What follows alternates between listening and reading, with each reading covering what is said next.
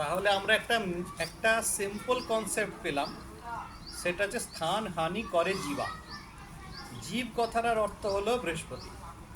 যেমন হচ্ছে কি, আমরা যেখানে প্রদীপের তলাতেই অন্ধকার বলি, অর্থাৎ প্রদীপ গোটা ঘরটাকে আলো করতে পারে, কিন্তু যেখানে থাকে তার তলাটা কিন্তু অন্ধকার হয়।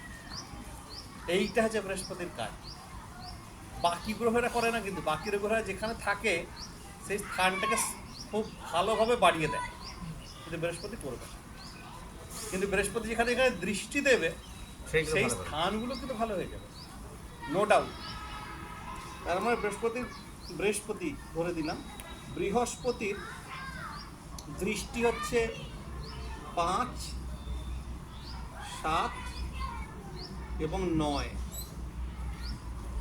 অর্থাৎ বৃহস্পতি বসে আছে তোর ধরে নে লগ্নের একাদশে।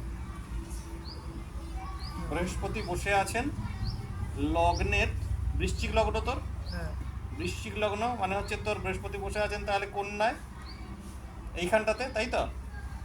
এখানে বসে আছেন তো, একাদশে বৃহস্পতি বসে আছে। তার মানে 1, 2, 3, 4, 5 এখানে একটা দৃষ্টি পড়ছে 1 নম্বর, তৃতীয় দৃষ্টি পড়ছে সিধা এখানে 2 নম্বর দৃষ্টি,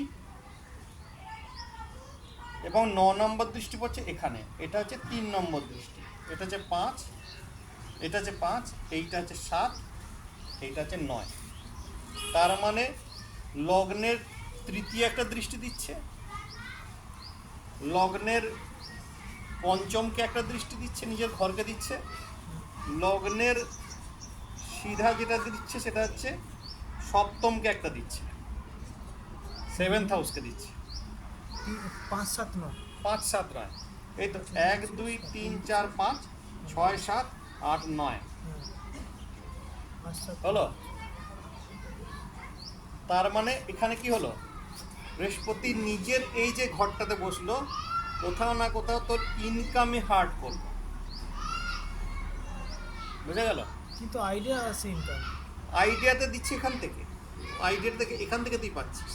ও এই তো 1, 2, 3, 4, 5 আইডিয়ার জায়গায় এটাকে কি বলেছিলাম, প্রতিভা, ট্যালেন্ট। হ্যাঁ, ট্যালেন্ট বলেছিলাম তো, প্রতিভা 5 নম্বর জায়গা। 5 নম্বর থেকে প্রতিভাবান করলো, পয়সা দিল।